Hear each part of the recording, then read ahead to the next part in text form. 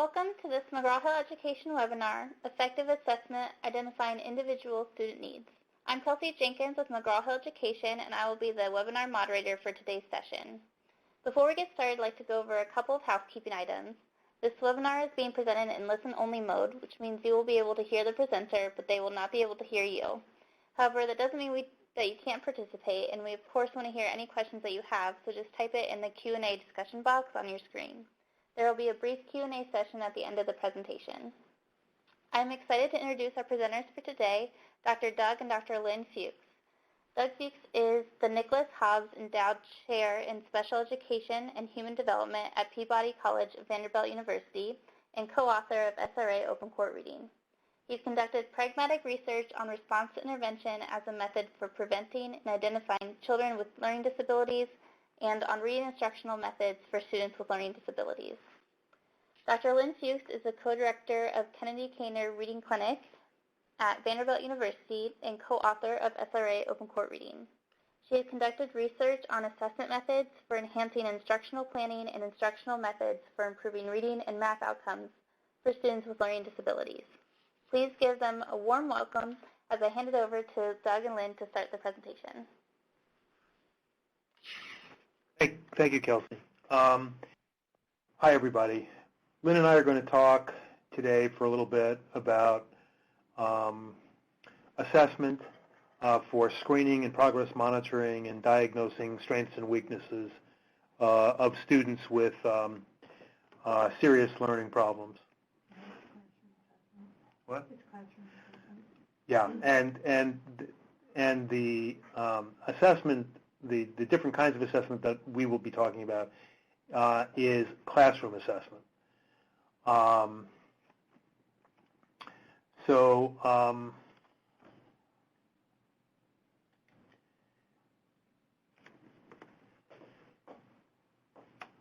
to begin, as many of you know, we can think of assessment in terms of formal assessments and informal assessments. Both formal assessments and informal assessments have their place. Both can be very important.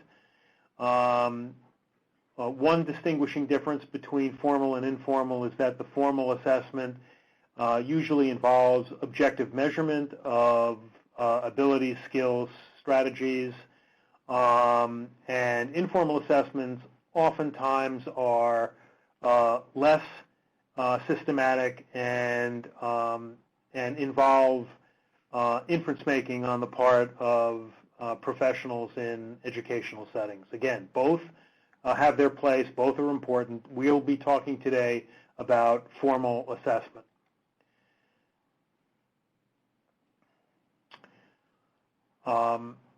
We are going to suggest that formal assessments can be very important to classroom teachers as they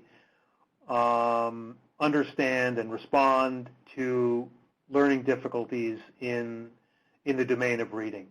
Formal assessments can help teachers identify children at risk, can help them identify children who are making inadequate progress regarding their responsiveness to core curricula, identifying students who are making inadequate progress and responding to those data by modifying instruction to try to the extent possible, individualize that instruction.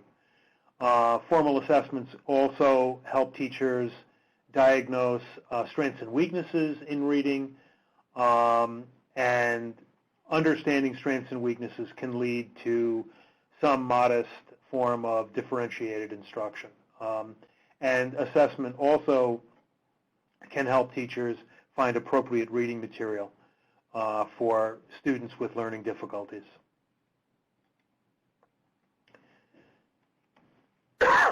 So in this presentation, which again focuses on formal assessment, we're going to talk about two kinds of formal assessment. One is mastery measurement, and the second is what we call general outcome measurement. And we will then explain 3 important educational decisions that can be made on the basis of the use of general outcome measurement.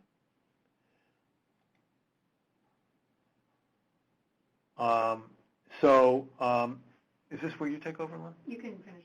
So in this presentation, again, we're going to differentiate between and in this presentation, so this is going to be a presentation on formal assessment and general, and more specifically, general outcome measurement as formal assessment. And even more specifically, we're going to talk within general outcome measurement about a curriculum sampling approach to general outcome measurement and what's called a performance indicator approach to general outcome measurement. Lynn is going to take over now. So, like Doug says, we're going to be talking primarily about general outcome measurement. We're going to explain what general outcome measurement is by distinguishing it from what's sometimes called mastery measurement. And so to begin, I'm going to just review with you what mastery measurement is. So in a mastery measurement system, the classroom teacher is tracking mastery of short-term instructional objectives. And so the teacher begins by figuring out the sequence of skills that are in the curriculum. In other words, figures out the instructional hierarchy, the order in which different skills will be taught. And for each of these skills, the teacher develops or goes to a source that provides a criterion reference test. So for example, if we're talking about the first grade phonics curriculum, these 9 skills in the order in which they're listed here might be commonly what a first grade teacher covers or addresses in terms of phonics skills. For each of those skills, the teacher designs an assessment and administers that assessment, and when the classroom or most of the students demonstrate competence with the first skill in the hierarchy, and she adjusts her classroom to move on to the second skill in the hierarchy, and she begins to periodically administer a test of the second skill until the students appear to be masters of that skill, and then she moves on to the next skill. So this is a very common assessment framework in curricula and in classrooms, but there are several problems that are associated with mastery measurement. The first is that the hierarchy of skills that we specify, say in reading, although it's logical, it's not guided by information about the way students actually learn. And in fact, the way children master the rules of the English phonics system is not as orderly as the hierarchy of skills might indicate. Second, the assessment doesn't help the teacher understand which skills are being maintained or generalized. So a child may master, according to the criterion reference test, reading consonant, vowel, consonant words, but when the teacher moves to the next skill in the hierarchy, say long vowel words, it's possible that the child is losing ground on the previously mastered skill, and there's no way that the assessment system automatically indexes that for the teacher. And this is complicated by the third bullet point here, that mastery measurement systems rely on single skill testing.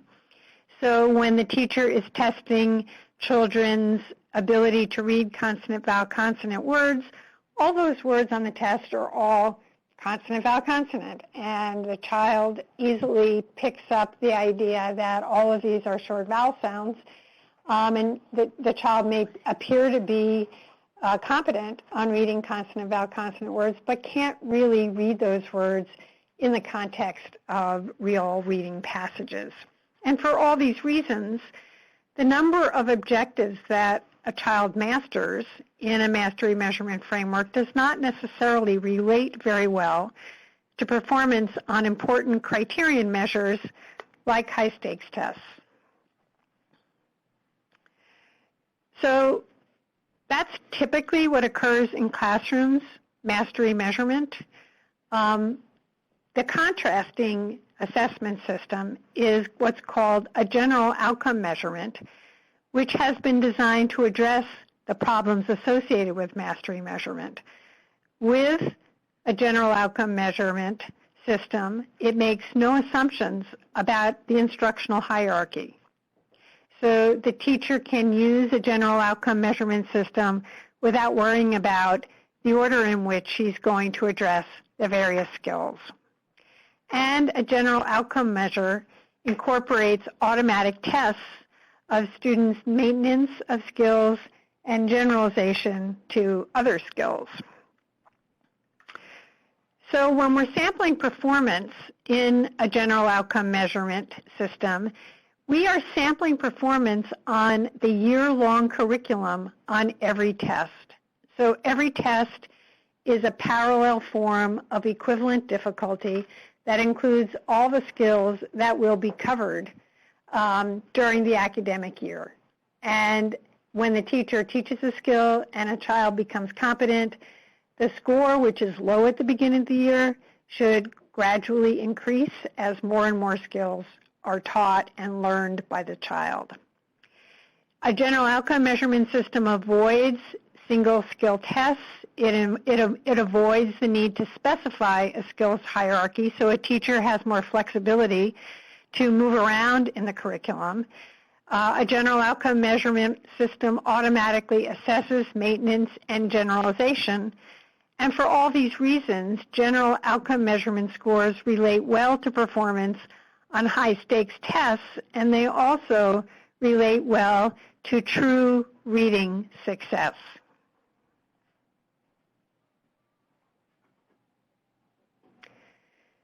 So that's a little bit of background. From here on in, Doug and I are going to be talking about general outcome measurement. We're going to illustrate what general outcome measurement looks like, what the measures are like. But first, Doug is going to talk about 3 kinds of decisions that can be made on the basis of general outcome measurement. Decisions can be made about screening students for the need for intervention.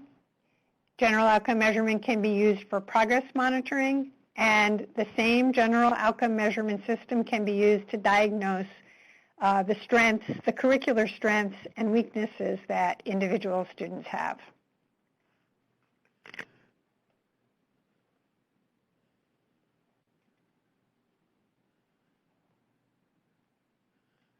So again, the decisions that classroom teachers can make with respect to a general outcome measure or a GOM, G-O-M, are screening, progress monitoring, and diagnosing strengths and weaknesses. I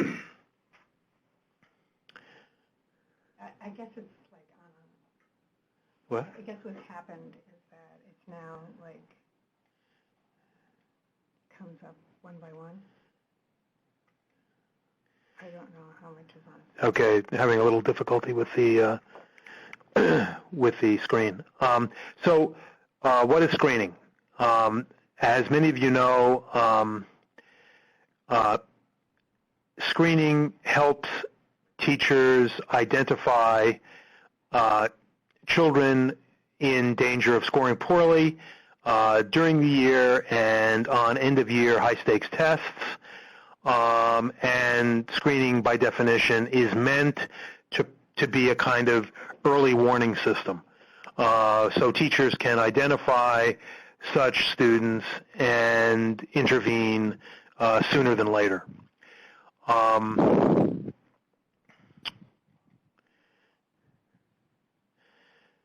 And the ultimate purpose of screening is, to improve long-term outcomes because it, in principle, facilitates earlier identification. So what happens in screening is that first a tool or a measure or a screener is selected. And the good news is that with respect to screening is that there are a pretty decent number of good, meaning validated screening measures in reading that teachers can select from. And these screening measures, again by definition, have a cut point. And the cut point is a guide so teachers can look at students' scores and see which are above the cut point and below the cut point. Below the cut point means that these children are not necessarily kids who are going to do poorly, but they are potentially at risk. They should be kids that teachers look at in a more sustained, careful way. Kids above the cut point are likely to be currently doing well and likely to continue to do well. So students scoring below the cut point are often designated as at risk, and screens can be conducted once a year or periodically throughout the year. Progress monitoring involves typically more frequent measurement of students than screening does. So teachers using progress monitoring can progress monitor monthly, weekly, and this is used, as a frequent or infrequent check on how children are progressing. These relatively frequent assessments, progress monitoring assessments, are used to quantify the rate of improvement toward levels of competence in grade level curriculum. Progress monitoring allows teachers to evaluate the effects of their instruction and allows them, importantly, to recognize whether and when their instruction is producing inadequate performance, student performance. So progress monitoring assessments and progress monitoring data are a means by which teachers can understand the effects of their instruction and put them in the position of modifying their instruction to try to increase the rate of students' progress and increase the likelihood that they will end the year at a higher level than they might otherwise. Many teachers increasingly within responsiveness to intervention frameworks are using screeners and progress monitoring in interesting combinations so that a screen would be given early in the year. Hopefully a relatively small subset of the class would be identified as falling below the validated cut point, and teachers or support staff working with teachers like a school psychologist or a special education teacher would collect progress monitoring data on these kids to see whether, in fact, they are responding inadequately to classroom instruction or not. In our own research, we have found that the use of progress monitoring data to follow up on children scoring below the validated cut point on the screen actually reduces the numbers of kids identified as appropriate for Tier 2, more intensive and more costly intervention by half.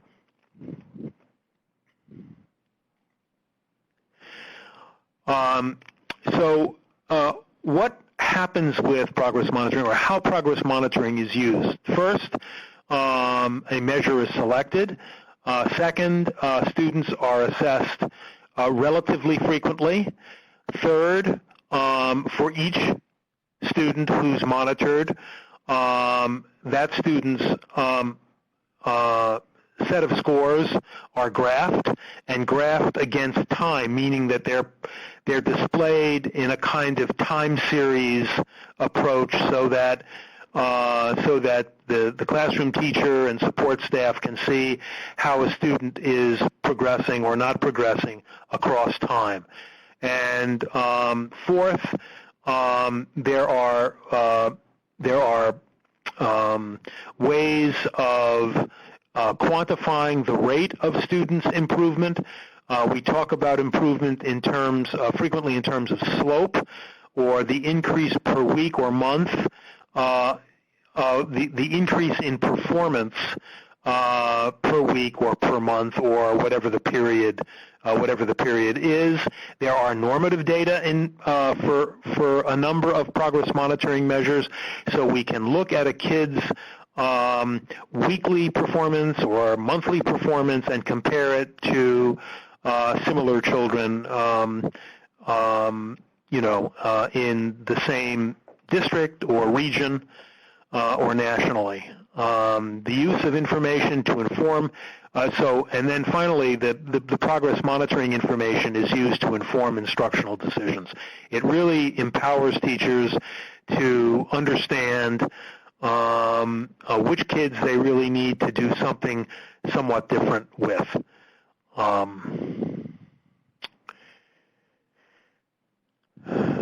So when we use a general outcome measure as a progress monitoring tool, what we look for, what we're hoping to find, is increasing scores, because these increasing scores indicate that the student is becoming more proficient. So in the domain of reading, increasing scores suggest that the child is becoming, generally speaking, a more competent reader. By contrast, flat scores, scores that do not increase, indicate that the given student is not profiting from instruction and something needs to change. So here's an example of a fictitious Sarah Smith. We're looking at her data across time. This is the time series data that I was referring to before. The y-axis, the vertical axis is the number of words read correctly in a minute, from 0 to 180 you see on the left. And the x-axis, the horizontal axis, is the number of months in sequence, September, October. And each data point represents a progress monitoring event or occasion. Each of those dots is a data point. And as you can see, across time, there is a trend, a positive trend, and a positive upward trend. Now, it's not the case that every dot you see is higher than the previous dot. And that's because there is always what we call bounce or variability of the data that we collect. But we can use sophisticated analyses, and all of these are now computerized, so that we can draw what's called a line of best fit through those data points. And if that line is ascending, if it's tilted upwards, that's what we want to see. By contrast, what we don't want to see is this set of data for Jessica Jones. These are flat data, and what we especially don't want to see these data because the whole point of progress monitoring is to get a relatively quick fix on whether children are responding adequately or not, and if they're not, some kind of change needs to be made. This data set suggests data were collected, but no change was made.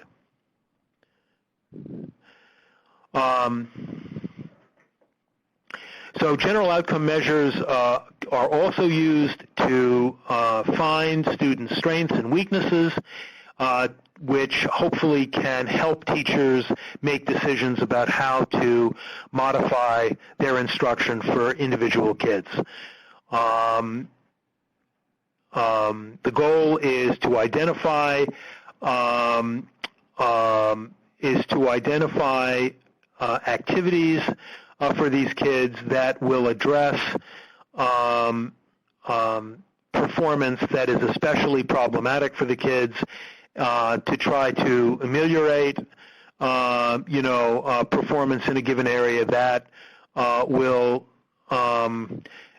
help strengthen the kids' overall competence in the domain like reading.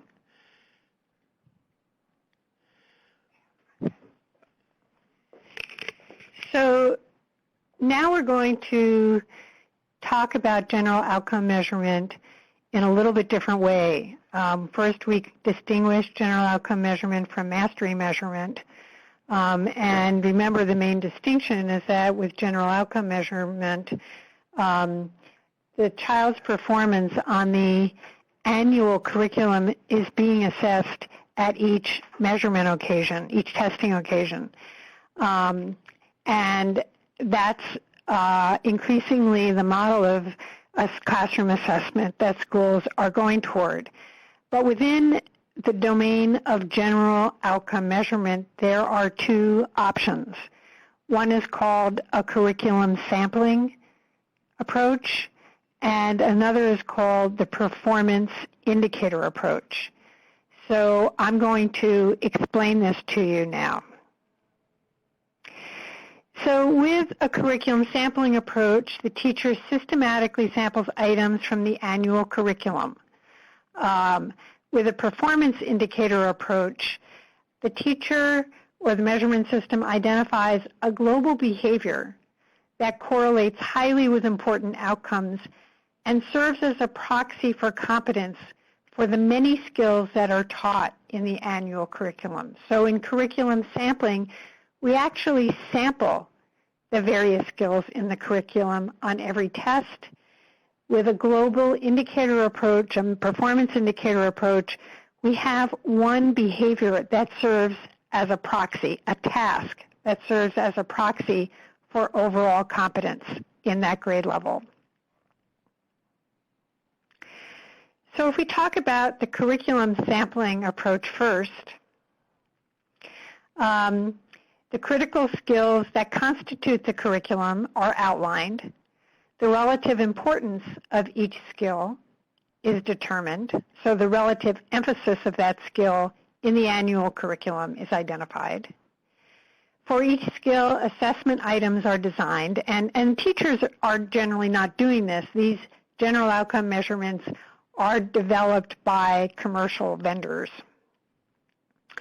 The items are organized into a test so that the weight given to each curricular skill on the assessment reflects the relative importance of that skill. And each alternate form of the test is created in the same way to represent the annual curriculum. So each test that's administered during the year is of the same difficulty and represents the entire year's curriculum. So let's talk about a specific example of a general outcome measurement curriculum sampling approach. Let's call it the 100-point skills battery. It's administered 3 times a year. At each of those 3 testing occasions, the test is a parallel form of equivalent difficulty. It samples the entire year's curriculum in the same way, but each time the items on the test are different. But they're representing the same skill areas. So let's look at kindergarten. We have strands of the curriculum listed on the left side. There are 10 of them. The emphasis of each strand in the kindergarten curriculum has been weighted in the 3rd column, and this chart in the second column tells us the number of items on each test that index that particular skill. And the chart also tells us whether the response that the child has to make on those items are produced or whether the child responds to a multiple choice format. And if it's produced, then the teacher administers those items one-to-one. And if there are multiple choice items, then those parts of the test are administered to the class. As we move to first grade, the skills change. The curriculum gets more difficult, but at each of the 3 measurement points, fall, winter, spring, on the 100-point skills test at first grade, all of these skills are measured with the same number of items, the same weight, and we can see which items are administered one-to-one and which are administered in a group situation. And as the children get older, fewer of those items are going to be administered one-to-one and more are going to be administered through a group test. And we can look at the second grade, and the weighting of comprehension now at second grade has gone considerably up. We see now that's given a weighting of 40% on this test. At first grade, comprehension had a weight of 20. So the curriculum emphases are connected to the number of items and the weight given in the score to where the emphasis in the curriculum is. And by second grade, we have a completely group-administered test, and then we now see third grade. So this gives you an idea. The test increases in difficulty over the years, but within the year, the difficulty of the test stays the same. So we expect scores at the start of the year, of any given year, to be relatively low, because a lot of what's being asked of the student is relatively difficult. It hasn't been covered by the teacher yet. But as the year progresses, more and more of that curriculum has been taught, and we are expecting to see increasing scores as we move from the fall to the winter to the spring. So on the 100-point skills battery, a gradually increasing screening score is applied at each of the 3 testing occasions. So students who are at risk in the fall have a lower cut point than is applied in the winter than is applied in the spring. And you see that in this chart. So if you look down kindergarten, at the first benchmark test, a child who is below 10 is considered at risk, but by the winter, a child has to be scoring 40 or above to be considered not at risk, and at the end of the year, we expect to score a fairly high score of 85 out of 100. And you see that at each of the 4 grade levels. We also use the 3 scores collected across the school year to indicate progress for each student. We look to make sure that every student's scores are going up, and students' progress that falls short are provided with differentiated instruction or intervention. And we can also use the curriculum sampling 100-point skills battery to figure out what parts of the curriculum a student is having difficulty on, what strands are they, so to speak, failing. So we can use that information diagnostically to plan what an intervention might be. Now, by contrast to a curriculum sampling approach, there's also a performance indicator approach to general outcome assessment. And here, at each grade level, there's a task that serves as an overall indicator of reading competence at that grade level. So research is conducted to determine which task relates best to the long-term reading outcome, and alternate forms for that best task are created. Each alternate form is different, but it's equivalent to each other. So the difficulty of the test, the nature of the test, remains the same across the year. So conceptually, it's the same as general outcome measurement, but instead of having a test with a lot of different items representing the different strands of the curriculum, here we have one brief test that is a proxy for overall competence on that grade level of the curriculum. So something that many people are very familiar with is the general outcome performance indicator of reading passages aloud for 1 minute. That serves as a direct measure of passage reading fluency, but more importantly, research shows that it also functions as an indicator of overall reading competence. So students who score poorly when reading text aloud in a minute are the same students who have poor skill in decoding, word recognition, vocabulary, comprehension. So students who have low, inadequate oral reading fluency scores from passages tend to be weak on that entire cluster of important skills. And so measures have been validated to reflect overall reading competence at the various elementary grade levels.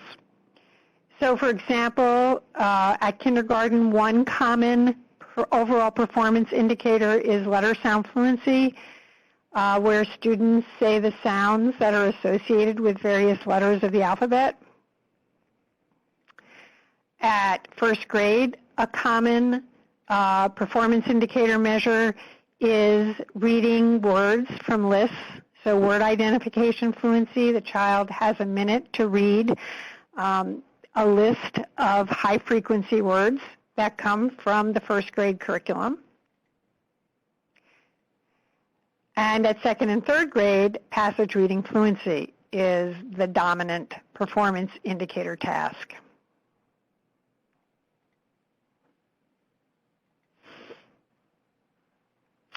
So performance indicators produce accurate, meaningful information about students' academic levels and their rates of improvement. They're also sensitive to student learning. Their scores correspond well to high-stakes tests. And when used to monitor progress and inform instructional decisions, we know that teachers can use overall performance indicators to improve student outcomes. So here we have, for grades K and 1, benchmark cutoffs for the fluency assessment. At kindergarten, we're talking about letter sound fluency. At the first benchmark, we're not identifying, it's too early in the year to identify any students as at risk. But at January, if students are below 12, then we deem those students at risk, and the teacher needs to differentiate instruction or provide some intervention to help the student pick up speed in progressing in the curriculum. And by the spring, we expect 30 letter sounds per minute. In terms of word ID fluency, you see what the screening criteria are at the various assessment occasions. And there you see the benchmarks at grades 1, 2, and 3. And these are for passage reading fluency.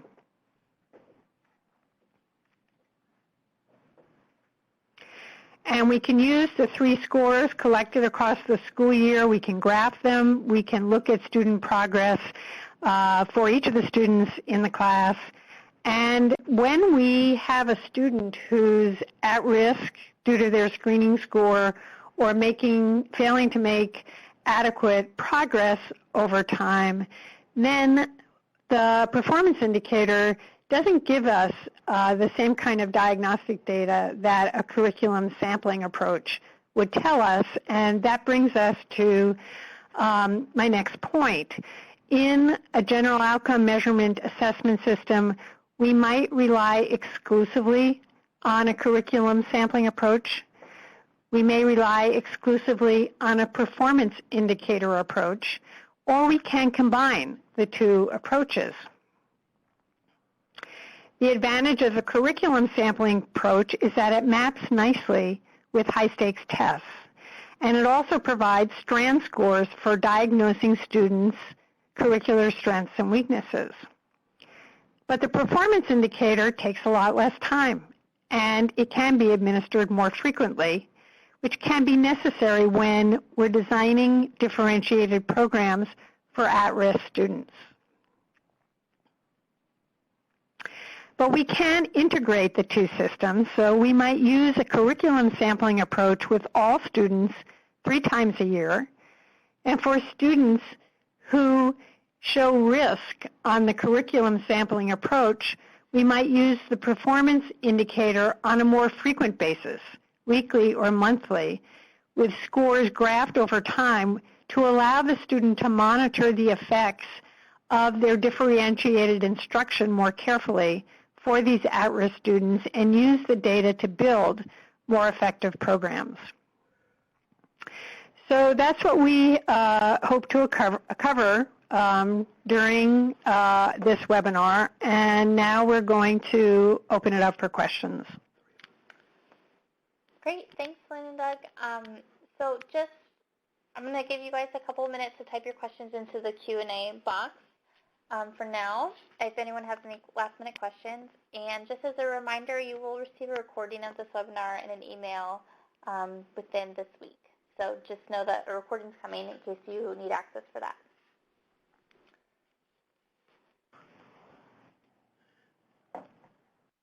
I'll give everyone on the line a couple more minutes.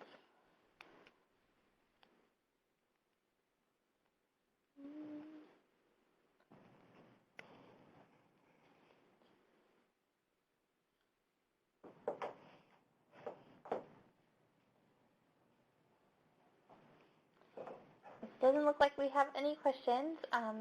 So Lynn, Dr. Lynn and Doug, please, thank you so much for coming and for presenting about assessment. And for everyone on the phone, thank you for your participation and for taking time out of your day to come and listen to our webinar. So thank you very much, and I hope they have a great day. Bye, everybody.